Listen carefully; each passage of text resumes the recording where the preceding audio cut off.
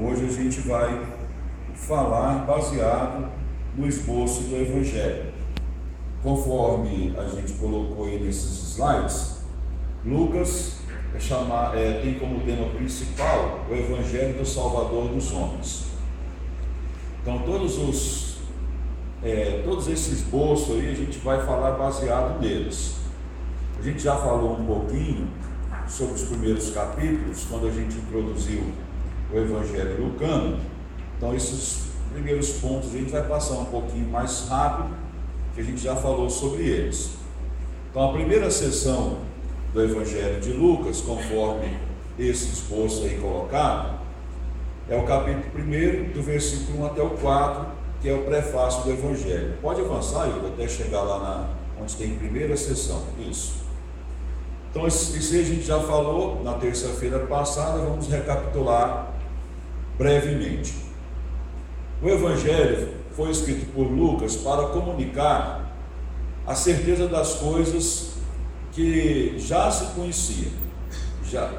Lucas escreveu para o destinatário principal, que é Teófilo, para dar para ele mais subsídio acerca daquilo que Jesus fez e ensinou, para que ele se familiarizasse ainda mais com as coisas do Evangelho. Por isso, Lucas teve o cuidado de apresentar todos os relatos, todos os fatos, de maneira bem acurada, ou seja, ele pesquisou bastante, entrevistou bastante, para que o conteúdo que ele ia expor fosse um conteúdo digno de confiança, baseado numa pesquisa bastante profunda. Segunda sessão, capítulo 1, versículo 5 até o capítulo 2, versículo 52, a preparação do Salvador. Isso aqui também a gente falou na terça-feira passada, onde a gente falou que essa segunda sessão, muita coisa é exclusiva do Evangelho lucano, como por exemplo, o ponto de vista de Lucas, quando relata a genealogia, é diferente do ponto de vista de Mateus. Mateus coloca a genealogia e conta a história do ponto de vista de José. Já Lucas coloca a genealogia e conta a história de Jesus a partir do ponto de vista de Maria. Também em Lucas tem uma exclusividade que é diferente dos outros evangelhos, que é o relato do nascimento de João Batista. A gente falou isso aqui terça-feira passada. Zacarias estava lá no templo, já era de idade, a esposa dele estéril, e ele recebe a visita angelical que promete que a mulher dele ficaria grávida, e esse rapaz que nasceria seria o precursor de Jesus, ou do Salvador. Lucas também dá informações exclusivas sobre o nascimento e a infância de Jesus. Alguns detalhes sobre o nascimento de Jesus, a ida para Belém, a infância de Jesus até os 12 anos, são relatos exclusivos do Evangelho de Lucas. Então vamos aí para a terceira sessão, que foi onde a gente parou. Capítulo 3 até o capítulo 4, versículo 15. Que é a introdução do Salvador. Que introdução é essa? A introdução ministerial. Interessante que quando a gente pega esta perícope, lá no capítulo 3, versículo 1, a gente tem informações históricas de quem reinava, em que tempo isso aconteceu, para que ficasse bem claro que Jesus é um personagem histórico, fazia parte da história, localizado no tempo, também dentro do espaço geográfico. Leia aí, por favor, capítulo 3, verso 1. No 15º ano do reinado de Tibério César, quando Pôncio Pilatos era governador da Judeia, Herodes, tetrarca da Galileia, e seu irmão Filipe, tetrarca da Itureia, e Tranconitis e Lisânias, tetrarca de Abilene. Anás e Caifás exercia o sumo sacerdócio. Foi nesse ano que veio a palavra do Senhor a João, filho de Zacarias. Ok, obrigado. Mas está ótimo. Então veja bem, essas informações são interessantes porque Lucas dá informações históricas sobre o governo romano, representado ali pelos governadores daquelas regiões da Judéia. Dá também informações históricas de quem era o sumo sacerdote naquela época, que é justamente para deixar bem claro que Jesus, ele é um personagem real. Ele fez parte da história dos judeus e também dos romanos. Bom, a genealogia de Jesus, ela é traçada desde Adão e põe em relevo a descendência humana. Interessante que eu falei para os irmãos na terça-feira passada que a intenção de Lucas ao escrever esse evangelho para os gregos, representados ali por Teófilo, era mostrar que Jesus era filho do homem e também filho de Deus, filho do homem sendo este perfeito. Então, dentro desse propósito, a genealogia de Jesus retroage até Adão. Veja aí a genealogia de Jesus em Lucas capítulo 3, versículo de número 38. Olha como que ele finaliza a genealogia. Cainã, filho de Enos, filho de Sete, e este filho de Adão, filho de Deus. Lembrando que Adão, o nome hebraico Adam, significa ser humano, homem, ser humano. Então veja bem, olha como que ele termina a genealogia. Jesus é descendente do ser humano, e esse ser humano, filho de Deus. Então a intenção de Lucas, dentro dessa genealogia, é mostrar justamente isso, a participação de Jesus dentro da humanidade. Então essa perícope aqui, capítulo 3, versículo 1 até o capítulo 4, versículo 15, cumpre essa função de mostrar Jesus como um participante da história, um ser humano de fato. Isso ele faz ao introduzir a história do ministério de Jesus, dando os relatos dos governantes, tanto do ponto de vista civil, político, quanto do ponto de vista religioso. E também aqui na questão da genealogia, deixando bem claro que Jesus é um descendente da raça humana.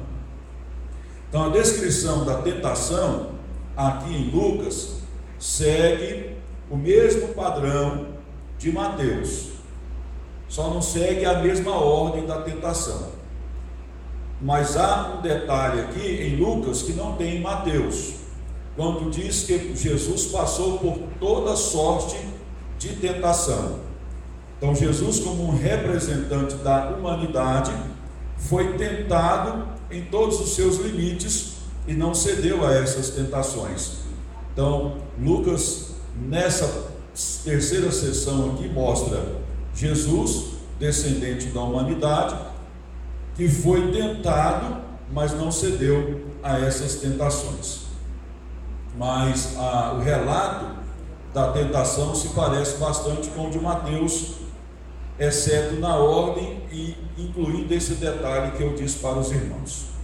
A quarta sessão do Evangelho de Lucas está no capítulo 4, versículo 16 até o capítulo 9, versículo 50, que fala sobre o ministério de Jesus. A gente tinha falado na terceira sessão sobre a introdução do ministério, agora é o ministério em desenvolvimento. O ministério de Jesus começa justamente lá entre os seus conterrâneos, na sinagoga de Nazaré. Quando ele entra naquela sinagoga, pede a oportunidade ao oficial litúrgico para ler as escrituras. Ele, como rabi novato, ele podia fazer isso. Como mestre novo, ele podia fazer isso, pedir a oportunidade para a leitura. Como ele era um rabi iniciante, ele ficou por último. Era assim que funcionava. Você quer falar, então você espera. Então ficou ali aguardando por várias horas, provavelmente. Depois foi lhe dada a oportunidade. Bíblia diz que ele pegou o rolo, o livro de Isaías, e leu a parte em que diz, o Espírito do Senhor me ungiu, que é Isaías capítulo 61, que é um texto profético que fala sobre o Messias. E o enfoque desse texto aqui em Lucas é quando Jesus requer para si o cumprimento das Escrituras proféticas. Quando Jesus diz: hoje as Escrituras se cumpriu em mim. Como o rabino novato, ele só podia fazer a leitura e depois voltar para a nave da sinagoga. O que Jesus fez? Ele fez a leitura, isso se fazia em pé, e quando ia falar alguma coisa, interpretar as Escrituras, se assentava. Então a Bíblia diz lá em Lucas que quando Jesus terminou de ler e que assentou, todos na sinagoga fitaram os olhos nele, porque ficaram pensando, ele é uma pessoa novata, ele não pode falar, o que ele vai falar? Então causou uma expectativa muito grande. Quando Jesus então disse que as Escrituras proféticas haviam se cumprido nele, ele estava dizendo para todos ali naquela sinagoga que ele era o Messias que eles estavam aguardando. Causou um grande espanto entre seus conterrâneos, porque ele era tão humano que as pessoas disseram: mas como pode ser ele o Messias? Se a gente conhece seus pais, se a gente conhece seus irmãos, conhecemos a sua família e ele próprio, ele é o carpinteiro aqui da região. E a Bíblia diz que eles se escandalizaram dele.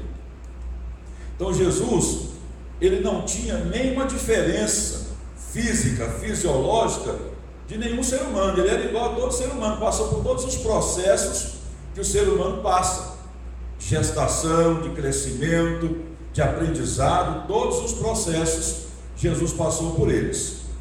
Por isso causou tanto espanto entre os seus conterrâneos. Então, após ele ter feito essa leitura e declarado o seu messiado e o objetivo do seu ministério, que era revelar a graça do Senhor às pessoas, o que ele chama aqui, baseado em Isaías 61, de o ano aceitável, Lucas então relata aqui agora muitas coisas que comprovam o messiado de Jesus. Para os judeus, o messiado passava pela grande operosidade de milagres. Paulo escreve assim: os judeus pedem sinais, os gregos sabedoria. Então, para provar que Jesus era o Messias, deveria haver uma grande operação, uma grande sequência de milagres. Lucas então relata isso justamente após a declaração do próprio Cristo, baseado em Isaías 61, ser ele o Messias. Então, como prova do seu messiado, ele manifestou o seu poder lá no capítulo 4, versículo 31 até o capítulo 6, versículo 11. A gente tem ali uma seção de vários milagres, onde Jesus expulsa demônios, cura pessoas, novamente expulsa demônios, cura um leproso, curou um paralítico. Então todas essas operações milagrosas aí são para testificar que Jesus é o Messias. Como todo Messias, é necessário que haja discípulos, auxiliares. Então a palavra de Deus, logo na sequência em Lucas, mostra Jesus nomeando os seus auxiliares. Está lá no capítulo 6, versículo 12 até o 16. Vamos relembrar aí o nome dos discípulos de Jesus. Versículo 12 do capítulo 6. Naqueles dias, retirou-se para o monte a fim de orar, e passou a noite orando a Deus. E quando amanheceu, chamou assim os seus discípulos e escolheu 12 dentre eles, aos quais deu também o nome de apóstolos. Apóstolo significa enviado, viu? Enviado. Simão, a quem acrescentou o nome de Pedro, e André, irmão de Simão, Tiago e João, Filipe e Bartolomeu, Mateus e Tomé, Tiago, filho de Alfeu, e Simão, chamado Zelote, Judas, filho de Tiago, e Judas Iscariotes, que se tornou o traidor. Depois de nomear os seus auxiliares e começar a dar a eles as primeiras instruções, as primeiras instruções principais são aquelas relacionadas a Mateus capítulo 5, que é o Sermão do Monte, que Lucas também coloca aqui no capítulo 6, versículo 20 até o 49. Versículo 20 fala assim, então, olhando ele para os seus discípulos, disse-lhes: bem-aventurado vós, os pobres, porque vosso é o reino de Deus. E assim segue. Então, essa passagem, a partir do versículo de número 20, de Lucas 6, é praticamente uma repetição do Sermão da Montanha lá de Mateus capítulo 5, capítulo 6 e capítulo 7.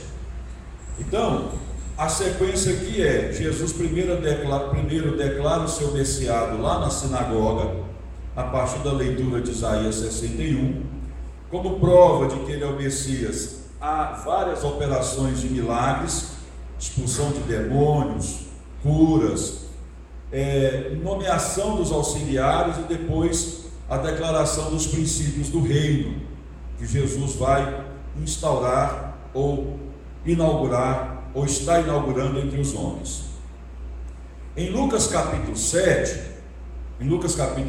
a partir do versículo 1 até o capítulo 9, versículo 17, há uma série de relatos de curas, de libertações, onde demonstram a compaixão de Jesus pelas pessoas, para deixar bem claro que o ministério de Jesus era diferenciado do ministério dos religiosos daquela época, dos saduceus, dos fariseus, onde eles se preocupavam muito com as tradições e com os negócios da religião e pouco com as pessoas. Então, Lucas deixa claro aqui que Jesus ele se preocupava com as pessoas. Então, esse texto de Lucas capítulo 7, versículo 1 até o capítulo 9, versículo 17, mostra ali várias curas, várias libertações que Jesus operou. Lucas também, nesse trecho, ele resume bem o ministério de Jesus. Ele fala sobre a necessidade da cruz. Então, esse Messias, mesmo operando todas essas maravilhas, ele não veio naquele primeiro momento para instaurar ou instalar o reino físico de Deus entre os homens, e sim um reino espiritual. Então a cruz era necessária. Então, capítulo 9, versículo 18 a seguir, fala justamente do discurso de Jesus sobre essa necessidade dele ir à cruz. Ele ia à cruz não a parte da sua vontade, mas fazia parte do seu ministério doar-se, e esse doar-se até mesmo a sua própria vida. Então, essa quarta sessão, essa perícope aqui, de Lucas capítulo 4, versículo 16 até o capítulo 9, versículo 50, resume muito bem o ministério de Salvador, o ministério de Jesus. Vamos aí para a quinta sessão, capítulo 9, versículo 51 até o capítulo 18, versículo 30. Essa sessão já é bem maior, né, na sua quantidade de versículos, que fala sobre a missão do Salvador, onde a gente tem aqui nesta quinta sessão várias parábolas, inclusive parábolas exclusivas do Evangelho de Lucas. Parábolas estas que você só encontra em Lucas, não encontra em outros evangelhos.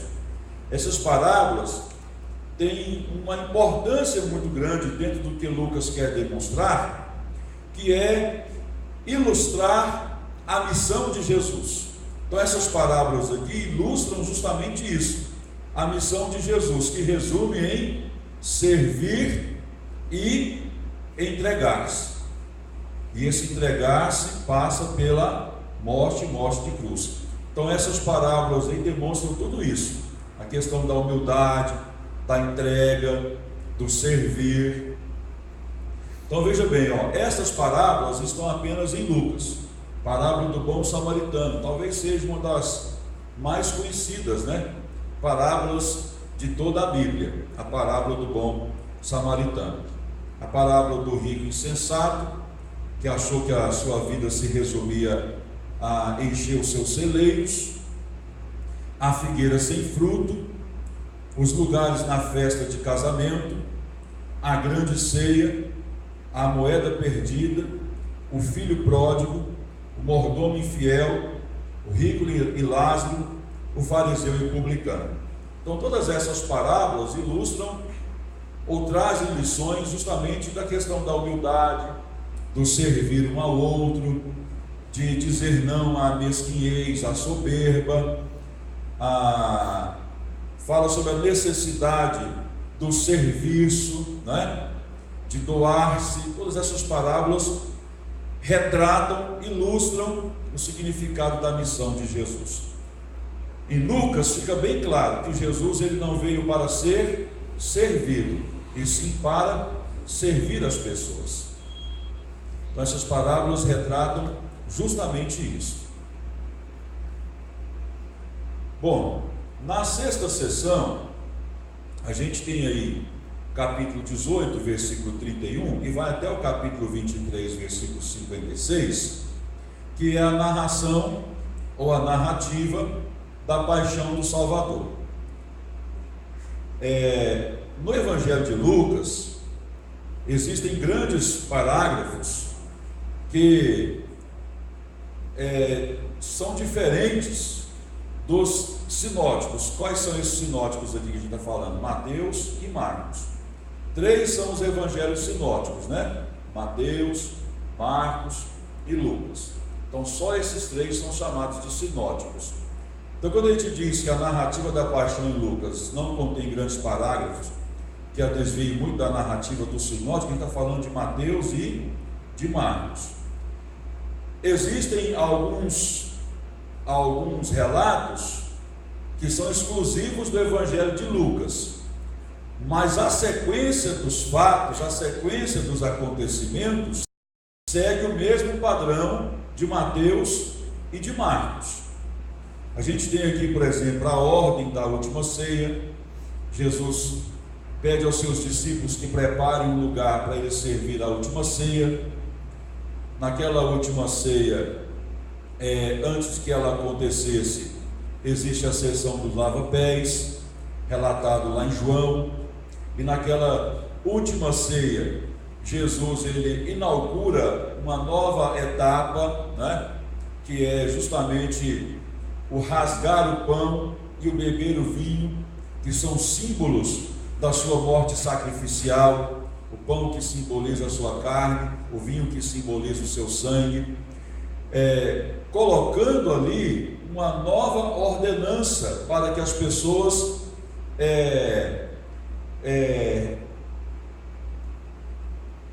vivessem, né?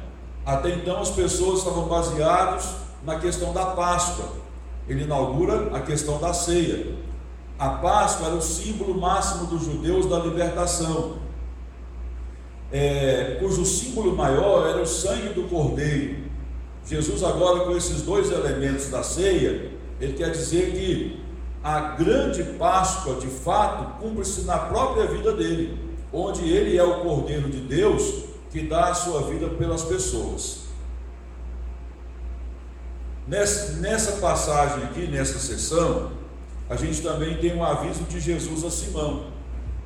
Simão disse que Jesus de maneira alguma ia morrer, que ele não ia deixar. Aí Jesus fala para ele assim: Simão, antes que o galo cante, você vai me negar 3 vezes. Não, de jeito nenhum isso vai acontecer, estarei contigo sempre. Então Jesus adverte a Pedro nesse sentido, né? De que ele negaria a Jesus.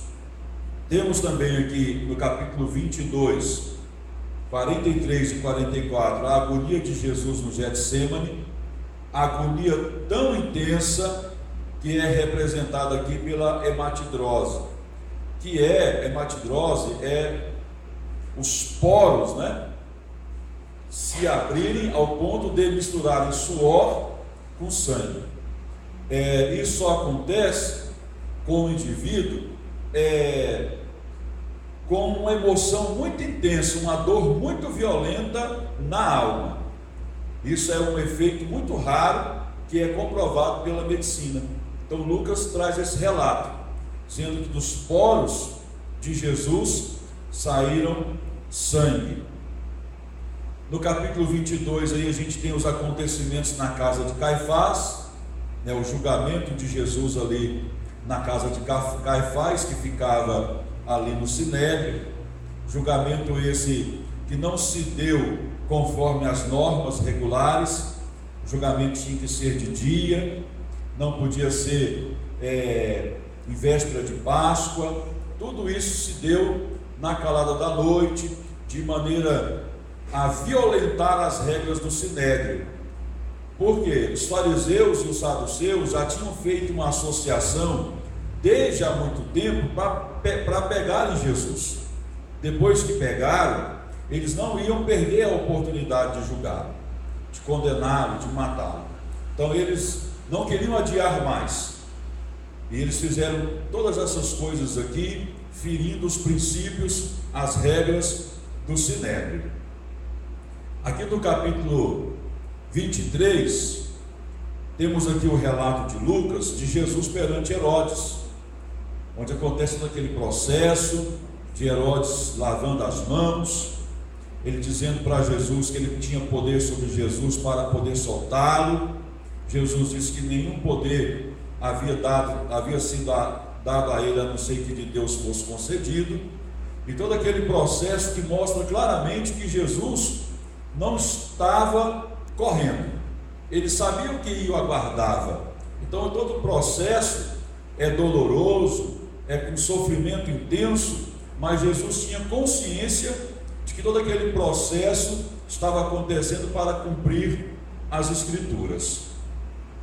O discurso de Jesus às mulheres de Jerusalém.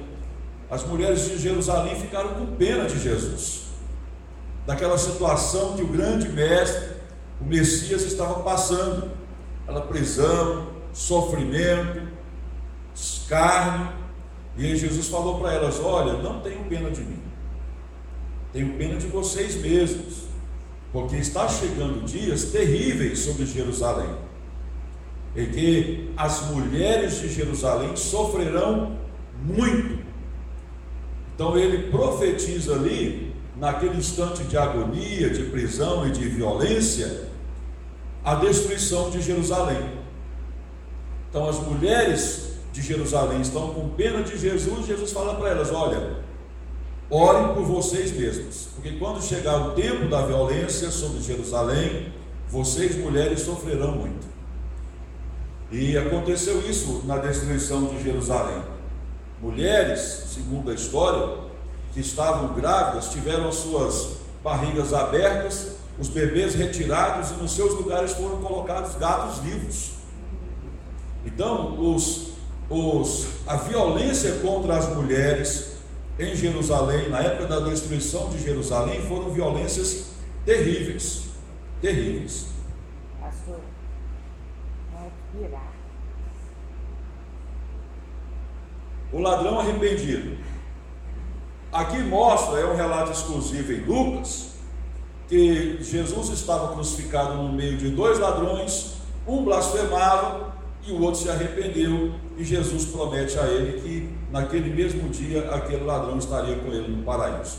Essas passagens são muito conhecidas, então a gente apenas está relatando. Os sofrimentos humanos e as simpatias humanas de Jesus foram postas em relevo por Lucas, ao mostrar como o Filho do Homem sofria na cruz em obediência ao Pai.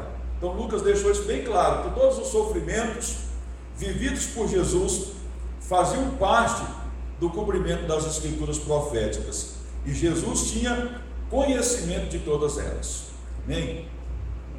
Vou esperar mudar ali a gravação. Até o último de terça-feira passada. Então quem quiser acessar, dá uma olhadinha lá, mesmo só por curiosidade, né? Só acessar no YouTube e colocar lá PR Eliezer M Bastos. Aí você vai conseguir achar todos os vídeos lá, viu? Já tem lá acho que uns 6 ou 7 lá. Bom, sétima sessão, capítulo 24, versículo 1 até o versículo 53, que fala sobre a ressurreição e a ascensão do Salvador. Então, o relato da ressurreição de Jesus tem informações novas, relatos que só tem em Lucas. Por exemplo, a aparição de Jesus aos 2 discípulos que estavam indo para Emaús. Lá em Lucas relata que Cleopas e seu companheiro iam para Emaús, lamentando a sorte do Messias, que acabara de ser crucificado. Jesus se coloca no meio deles, era de noite, conversa com eles, eles não percebem que é Jesus, até o ponto que Jesus entra na casa de um deles e apresenta o pão ao Senhor. Aí é que eles percebem que quem tinha estado com eles aquele tempo todo havia sido Jesus. Então esse relato é um relato exclusivo do Evangelho lucano. Então a realidade da morte de Jesus, o desespero dos discípulos, a inesperada e convencedora manifestação da sua presença, a sua interpretação das Escrituras e a convicção que tomou quando ele lhes falava, tudo isso constituía evidências de que em Cristo alguma coisa de novo havia acontecido na terra. Então Lucas deixa o relato sobre os discípulos que iam para Emaús de maneira assim a deixar bem claro que alguma coisa diferente na terra havia acontecido, que os discípulos de Emaús concluíram: os nossos corações ardiam. Então, de fato, todos aqueles que acreditam na ressurreição do Senhor e o aceitam como Salvador, esse é o primeiro resultado: o coração arder de amor, de paixão por Jesus.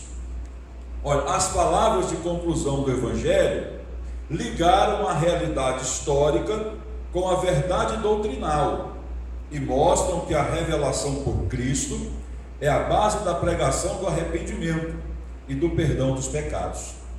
Então Lucas tem essa intenção ao escrever esse Evangelho, levar as pessoas adiante desta revelação do Evangelho a se arrependerem dos seus pecados e aceitarem ao Senhor Jesus como Salvador. Bom, vamos aqui para a ênfase do Evangelho de Lucas. Lucas, ênfase. O Evangelho lucano é o mais literário de todos. As suas histórias, saídas dos lábios de Jesus ou contadas por ele próprio, são joias de expressão e o seu vocabulário é rico e variado. No Evangelho de Lucas constam 4 belos cânticos. Isso aqui também é exclusivo do Evangelho de Lucas, que é o cântico de Maria, quando foi visitar Isabel. Esse cântico, ele é conhecido como Magnificat. Todos esses cânticos aí, eles são conhecidos no latim: Magnificat, Benedictus, Gloria in excelsis, Nunc dimittis. Essas expressões são expressões para se referir às primeiras palavras desses cânticos.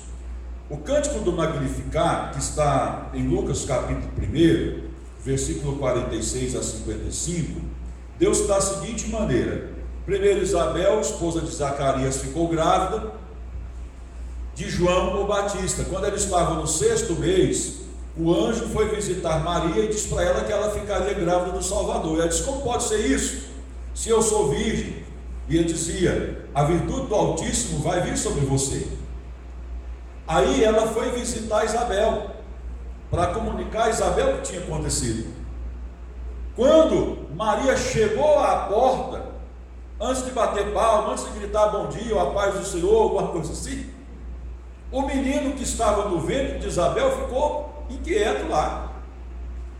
O Espírito revelou para Isabel que lá fora estava vindo o Salvador no ventre de Maria. Olha que coisa tremenda isso. E Isabel comunicou isso a Maria, e Maria então explodiu num cântico, que é chamado de Magnificat. Quer ver? Olha aí, tanto que isso é lindo, esse relato. Lucas capítulo 1, versículo de número 46. Mas antes, vamos ver aí o 39 a seguir. que é a visita de Maria a Isabel. Olha, naqueles dias, dispondo-se Maria, foi apressadamente à região montanhosa, a uma cidade de Judá. Entrou na casa de Zacarias e saudou Isabel.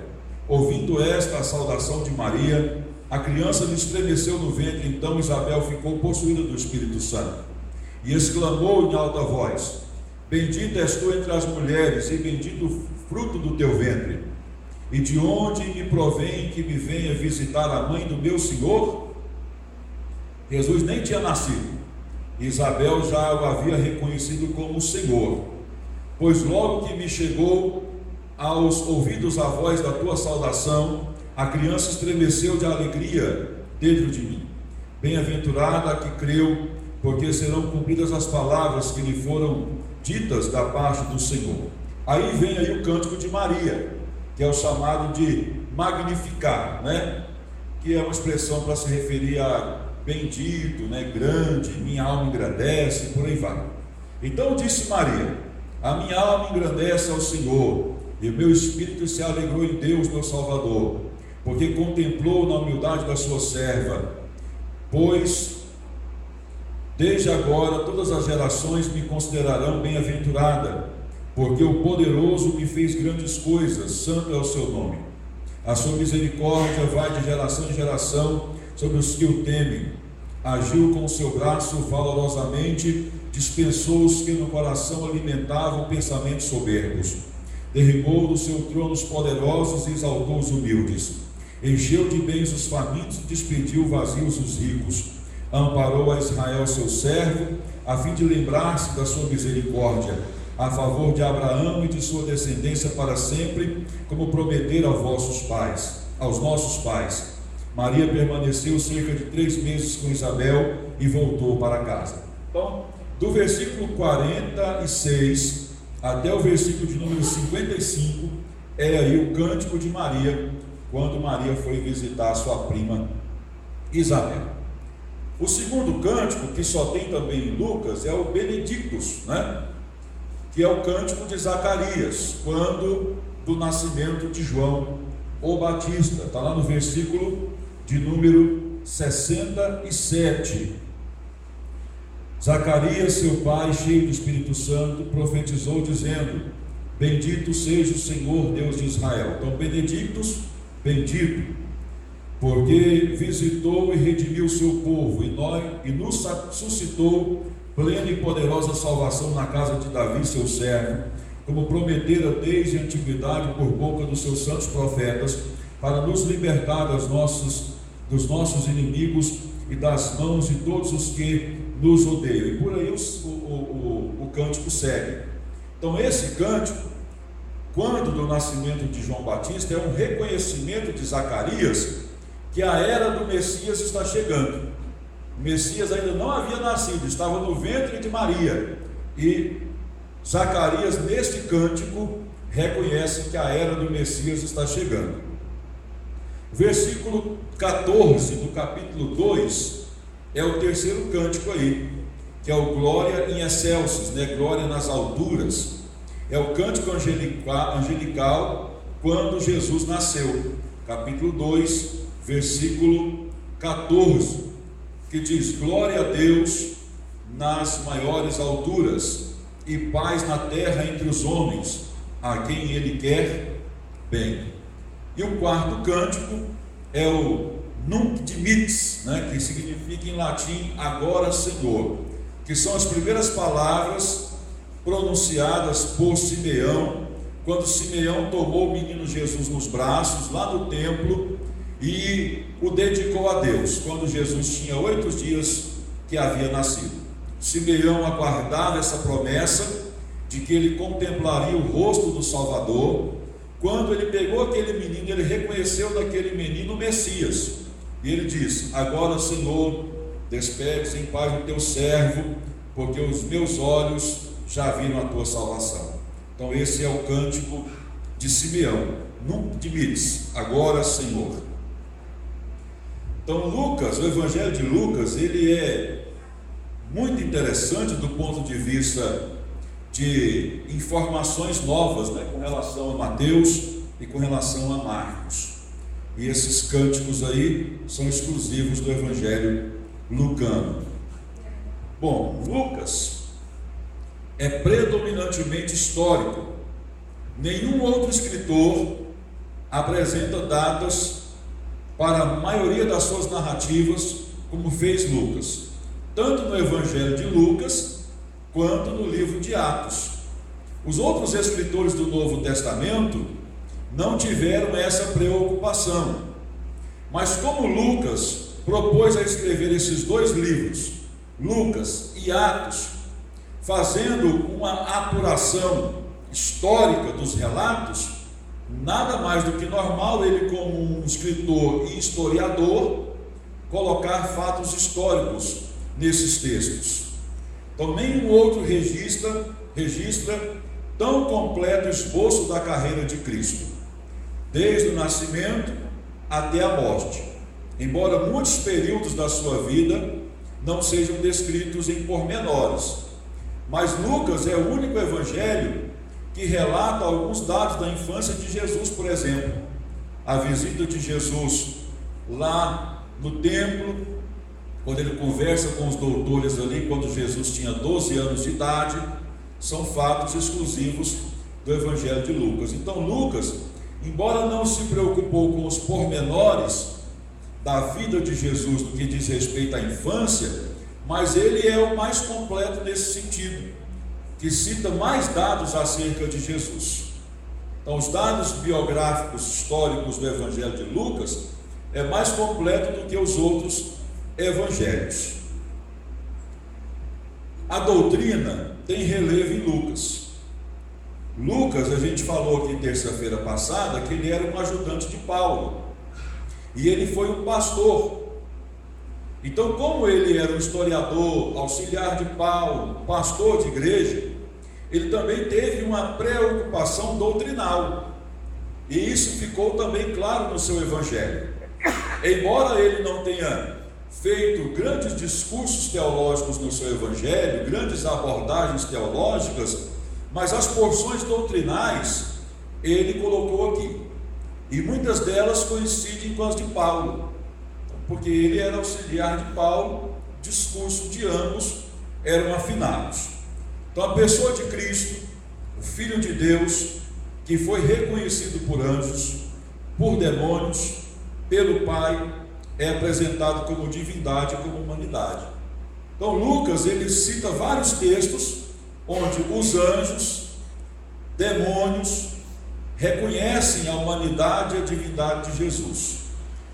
Ele também coloca o testemunho de Deus Pai também reconhecendo isso. Então essa é uma preocupação doutrinal de Lucas, uma preocupação teológica em mostrar que Jesus é homem, Deus, Deus, homem. Ele também se preocupa com a questão da salvação, que a gente chama na teologia de soteriologia, onde ele coloca lá em Lucas 19:10, o Filho do Homem veio buscar e salvar o que se havia perdido. Então o tema salvação do Evangelho de Lucas é um tema proeminente. Lucas ele se preocupa muito com essa questão, principalmente nos embates ali com os fariseus acusando Jesus. Como pode esse homem dizer que é mestre e estar aí ficando na casa de pecadores, de publicanos, pessoas cuja moral é questionável? Jesus diz: eu não vim para os sãos, eu vim para os doentes. Aí completa: o Filho do Homem veio salvar e buscar os que estavam perdidos, Então olha, é dada especial proeminência ao Espírito Santo em Lucas. O Evangelho de Lucas é aquele que mais se preocupa com a teologia acerca do Espírito Santo, que a gente chama ou de pneumatologia ou de paracletologia. Isso em Lucas fica bem evidente, onde ele coloca os principais personagens vivendo sob a égide do Espírito Santo. Olha, ele coloca, por exemplo, João Batista, citando que ele era cheio do Espírito Santo. Ele cita Maria naquele texto que nós lemos, que Maria ficou cheia do Espírito Santo. ele cita Isabel, naquele texto que a gente leu, que Isabel ficou cheia do Espírito Santo. Zacarias, ele cita que Zacarias também ficou cheio do Espírito. Simeão também da mesma forma, quando tomou o menino Jesus nos braços. O próprio Jesus foi ungido pelo Espírito Santo, de acordo com Lucas capítulo 4, versículo 1, para ele realizar a obra e o seu ministério. A vida inteira de Jesus era vivida pelo Espírito. Ele foi concebido pelo Espírito, conforme Lucas capítulo 1, versículo 35, batizado pelo Espírito, conforme capítulo 3, versículo 22, provado pelo Espírito, conforme 4, versículo 1, foi-lhe dado poder pelo Espírito para o seu ministério ser realizado com tanta eficácia, capítulo 4, versículo 14 até o 18, exultante pelo Espírito, capítulo 10, versículo 21, e esperava que os seus discípulos completassem a sua obra no poder do Espírito, Lucas capítulo 24, versículo 49, que foi uma das últimas instruções que Jesus deu aos seus discípulos. Os discípulos de Jesus, depois que Jesus ressuscitou, ficou entre os seus discípulos dando as últimas instruções por cerca de 40 dias. Antes de subir ao céu, seus discípulos perguntam: Jesus, é nesse tempo que o Senhor, que Deus vai restaurar todas as coisas a Israel? Ou seja, preocupação messiânica quanto ao fato de Jesus revelar-se o Messias, guerrear contra Roma e destruir Roma. Jesus fala para eles: não compete a vocês ficarem especulando sobre tempos, épocas, estações determinadas por Deus. Cabe a vocês irem para Jerusalém e ficarem lá até que do alto sejam revestidos de poder, é lógico, do Espírito Santo, para que me sejam testemunhas. Então, da mesma maneira que a vida de Jesus foi regida, foi vivida na unção do Espírito Santo, Lucas deixa bem claro que esse era o desejo de Jesus para os seus discípulos, que eles também vivessem sob a unção, sob a orientação do Espírito Santo. Então, o livro de Atos levou naturalmente esse tema,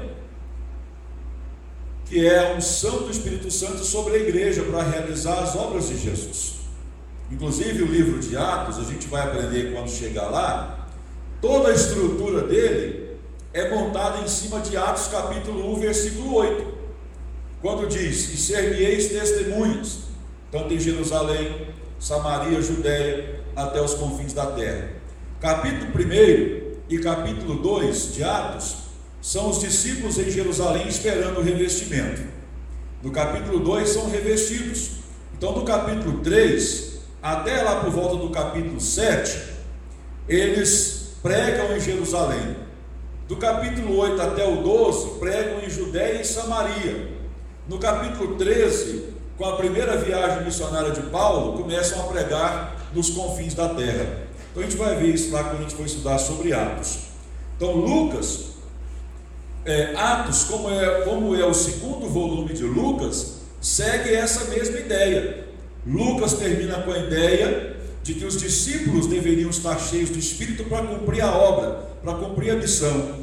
Atos começa justamente falando desse revestimento de poder dos discípulos, lá em Atos capítulo 2, para realizarem a obra. Então, Lucas e Atos dão muita ênfase à questão do Espírito Santo sobre, lá em Lucas, Jesus e inicialmente os discípulos, e Atos sobre os discípulos. Bom, então é isso. Alguém quer fazer alguma pergunta? Não? Então que Deus abençoe os irmãos. Amém. Na terça-feira que vem a gente vai aprender sobre o Evangelho de João. Qual que é o nosso propósito aqui? Eu gosto sempre de reprisar. Nosso propósito aqui na terça-feira não é pegar versículo por versículo e ficar fazendo uma análise dele. Mesmo porque se a gente for fazer isso, a gente gasta aqui anos e anos e anos para poder estudar todos os livros da Bíblia. E a gente nunca vai conseguir, né? Porque são muitas informações. A nossa intenção aqui é mostrar uma visão geral sobre cada livro da Bíblia, para que você possa compreendê-lo melhor, ao ponto de quando você for ler esse livro, a sua mente estiver mais, a sua mente vai estar mais aberta para poder compreender as Escrituras. A nossa intenção é essa, tá bom? E às vezes uma pessoa fala, pastor, passa rápido demais, 2 terças-feiras para falar sobre Lucas, não é? A gente ficou aqui uma época, não sei se os irmãos lembram, 6 meses só estudando o Evangelho de Mateus. 6 meses. E mesmo assim eu passei por muita coisa, sim, resumi muita coisa. A gente ficou aqui 6 meses só estudando Mateus. Então é impossível a gente pegar todos os capítulos, todos os versículos, meditar, explicar as palavras mais complexas. Isso é impossível a gente fazer isso dentro desse propósito que a gente colocou aqui desde o ano passado, que é estudar as Escrituras. Talvez lá para maio do ano que vem a gente termine, né? Essa é a minha intenção. Não sei se a gente vai conseguir. Esse jeito aí vai passar de 2 anos? Vai passar de 2 anos. A gente vai fechar o ano em João. Aí Atos para frente vai ficar para o ano que vem, que não vai dar tempo, né? Está na lição 81. 85. Não, isso vai levar a semana. Pois é, 85. No dia 24 a gente não vai ter terça-feira, porque é véspera de Natal.